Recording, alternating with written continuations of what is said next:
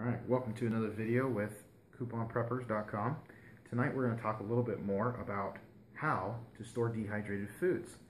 As we talked about on our website, about how to go through the process of dehydrating foods, chopping up the fruits and vegetables that you like and you want to have around the house, and dehydrating them using your dehydrator, whether it be one of those little ones that you can quickly pick up at Walmart, or you get the larger, bigger ones that you have to special order from different manufacturers.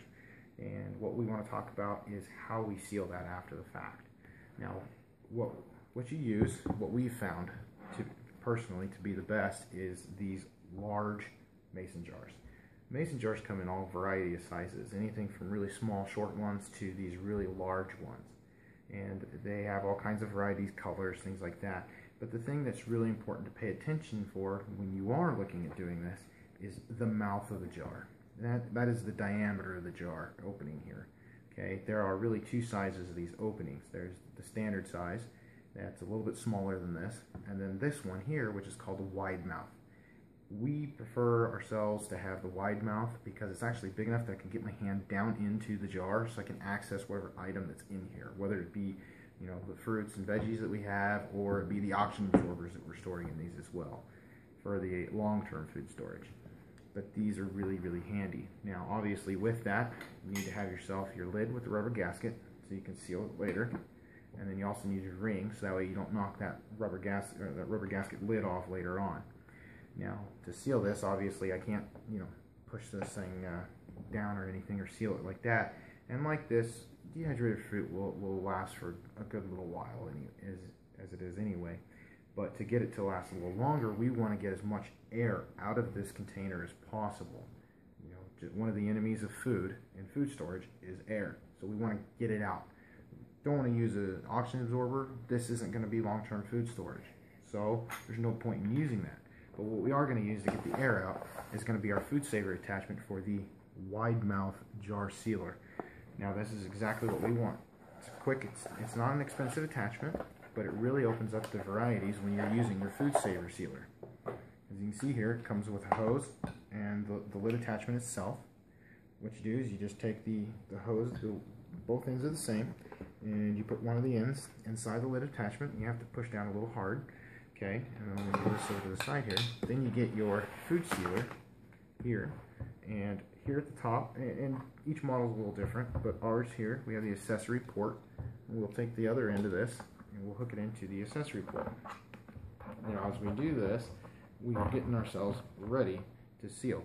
Because in the normal standard operation of this food sealer, we lift this up, you usually put your bag in this area here that creates the vacuum seal, or with this little rubber gasket, and then we have the heating element here. So you usually put your bag in here and heat it up. Now, what it's doing, if you look, the accessory port actually has the hole inside the vacuum chamber, and that's why this accessory port is actually useful, because it's still inside that area. So what we do is we're going to close this back up, and over here on the side, you want to make sure that you pull this down and lock, because that's what creates the vacuum seal in your food sealer. Now, as you do this, you're going to take the one end here for your jar sealer, and you're going to actually just push it right over on top of that jar lid and the lid. Okay, make sure that you use the lid. Don't make a mistake and not have it, because you'll be stuck in there forever. Okay, once this is in place and all ready to go, make sure to plug in your food sealer, and then you're just going to go here. You have two buttons. You have, hopefully you can see them, we have the seal and the vacuum seal. So we don't want to just seal it because I would just turn on the heating element, so we're going to hit the vacuum seal, and this is going to suck out all the air that it can. Okay?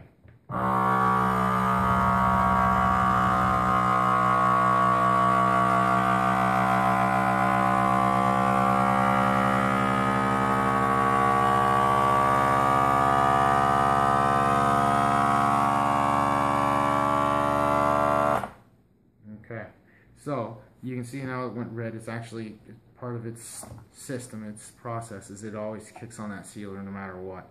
So we know that it's done though. It's turned off.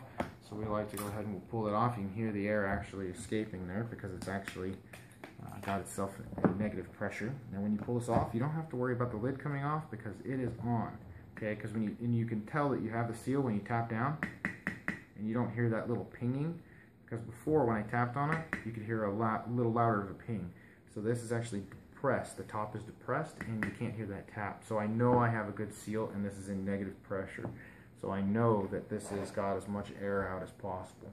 So it's ready to store now for at least the short duration that we plan on storing it for.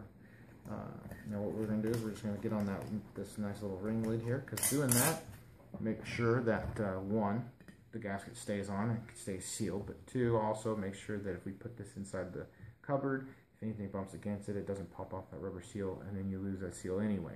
So it's good to go. The only thing you need to do is you need to make sure to label it. What we like to do is we like to put the date that it was sealed, because then we can see how old it is. Because this is short-term food storage, we don't worry so much about the expiration date with these types of things, because we're going to use this well before that expiration date, but we do like to have the sealing date on here. I do recommend that you would put that expiration date on there too. It's really your preference. Just make sure to know the expiration date of your food, because you don't want to be eating food that has been expired. You'll end up really, really sick. Not good. Alright, so that is another video from couponpreppers.com, and look for more, and don't be afraid to take a look at our website and the different tips and tricks that we have for food storage and couponing.